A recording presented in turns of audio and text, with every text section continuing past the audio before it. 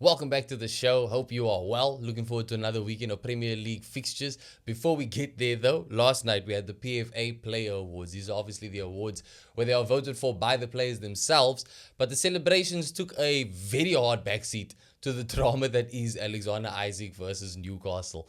Isak obviously made the team of the year for last season's performances, and in a message that he put up to thank everyone for the votes, thank the fans for the support, he did also finally touch on all this drama that's been going on for the first time since it's all started. And I'll put his letter up on screen so you can read it for yourself, but it basically boils down to promises were made, promises were broken, I don't trust y'all, let me leave. So Newcastle, I think I feel for them because the way I see it, they're very much in a damned if you do, damned if you don't situation. You can hold on to the player by all means. He's under contract, but he is unhappy. And why would you want that hanging in the air at the club? So you kind of ideally would want to move him on. But the problem is the club that are most interested and the club that are the only one that Isak is interested in is Liverpool, who are basically the reason why you can't sell him. Liverpool coming into this season, they were very aggressive in the transfer market. Once they made their intentions known for Alexander Isak, I think Newcastle they did start moving towards a replacement with Hugo Ekitike, and then Liverpool in full bully mode, just decided, all right, well, we want him too. So then they they bought for a very big fee. They bought Hugo Ekitike, and that obviously left Newcastle in a situation of, oh, well, we haven't got our Isak replacement. And then Liverpool came knocking again. It's a bully's approach. Liverpool are very much bullying Newcastle because they've unsettled the player that they want, which means that he's obviously now kicked up a fuss and he's throwing his toys out the pram. They bought Newcastle's number one replacement for Isak. So the way I see it, I'm like, this did not need to get this messy at all. Things could have been handled a lot more professionally, a lot more amicably. But Liverpool absolutely just asserted dominance in this whole situation, bro. I feel so bad for Newcastle. They've had a terrible transfer window. They also missed out on Benjamin Sesko to Manchester United. They've missed out on countless targets in this window. And to make it worse, they are literally losing their talisman, bro. They are losing the player that's become a modern day hero to the club, helping Newcastle end a 70-long year trophy drought. So, the fans are obviously taking the worst of it. This is a guy that they have been elated with basically from day one. And to see him kicking up this much of a fuss right now, I'm pretty sure his little nod of thanks to them for their support is a little bit taken with a pinch of salt, considering how he's acting towards the club right now. But if what he's saying is true, I feel for Isak too. If promises were made and they were broken, that sucks. But I'm still surprised that in 2025, after the track record we can see of players and these gentlemen's agreements not working out, how did Isak or his agent not think to have something down in writing, bro? Especially when you consider he literally extended his deal. I think last season, 2 seasons ago, he signed a new contract with Newcastle. So he is there contractually for a few more years to come. Newcastle have every right to hold on to the player. But like I said, this is just getting messier, bro. It's getting messier and messier by the day. And as much as I do want to say, hey, maybe there's hope of some, a Luis Suarez type situation. Once upon a time, Luis Suarez wanted to force his way out of Liverpool to get a move to Arsenal. The club didn't accept his wishes. Obviously, there were no promises made there. But Suarez was hell-bent on leaving. He was training on his own.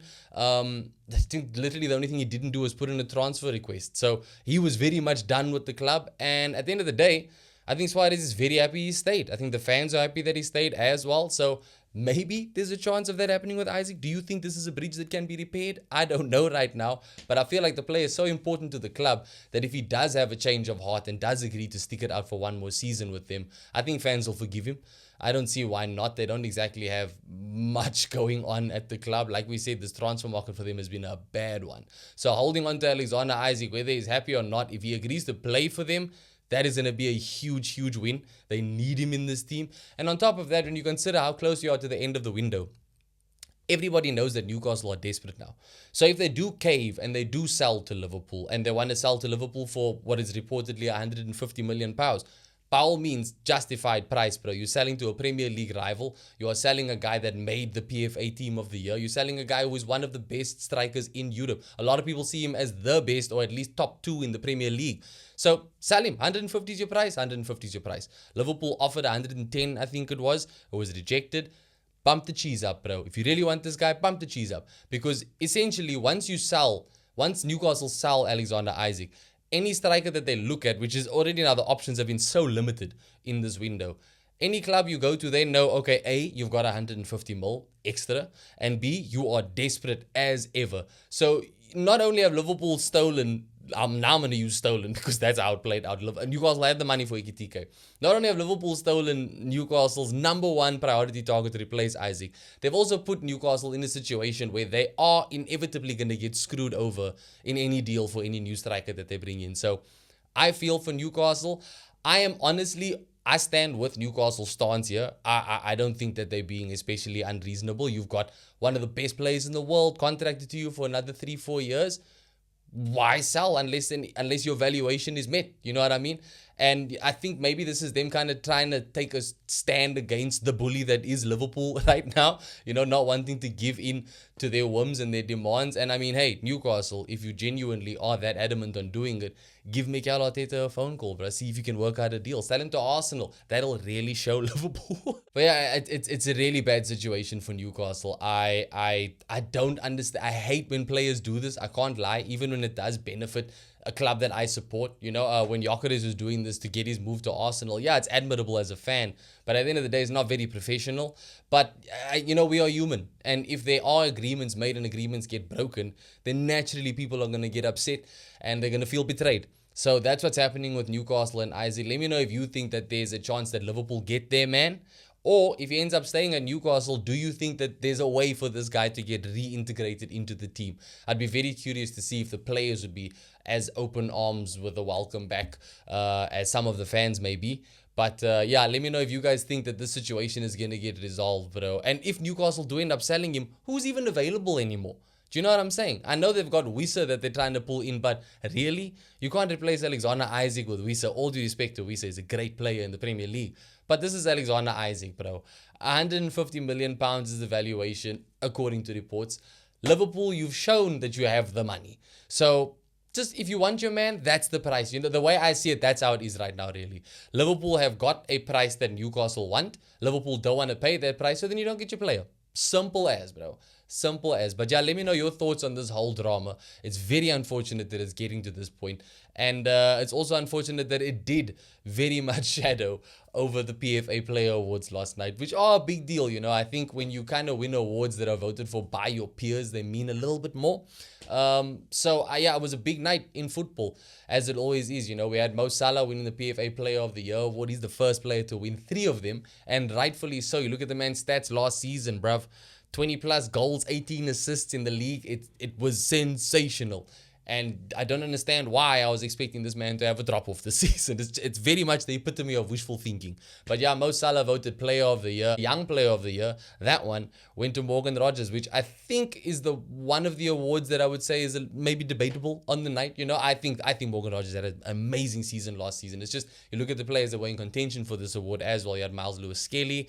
You had even Delap at Chelsea. I know he's at Chelsea now, but I think he had a very good season last time out. And Morgan Rogers probably the most deserved here. But let me know in the comments if you think that there is another young player that could have got the nod. He's the 5th Aston Villa player to win this award, following in the footsteps of players like Ashley Young and James Milner. So there's every chance that he can cement his bit of Premier League legacy like they have in the future. He's still very young. But I'm also thinking that this is something that softens the blow a little bit for Aston Villa having lost Jacob Ramsey.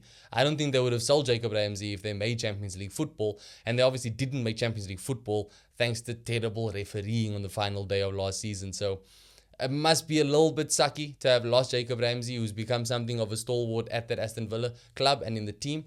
But this is just a reminder that they do have Morgan Rogers, bro, who is, I'd say, probably on course to become a much better player than Jacob Ramsey. Ramsey's probably going to end up having a decent time at Newcastle, if we're being honest. And then you look at the Premier League Team of the Year at the PFA Awards. You've got a very much Arsenal, Liverpool heavy team, which makes sense. They were first and second. You got Matt Salles in goal, who obviously shared the Golden Glove with David Raya, so maybe some debate over there. You got a back line, 2 Arsenal defenders, Gabriel Saliba, and then you've got Van Dijk and obviously Kirkes, who was awarded this for his time at Bournemouth, but now he's a Liverpool player as well. So just Arsenal, Liverpool in that back line. The midfield had Gravenberch, Declan Rice, and McAllister. So again, very Liverpool, Arsenal there. And then we had a front 3 of Alexander Isak, Chris Wood, and of course, Mo Salah. So that's your team of the year. Again, some debate over there, I suppose, is warranted. I've seen a lot of people crying about Caicedo not being in the team, to which I say cry more, because Declan Rice deserves to be there.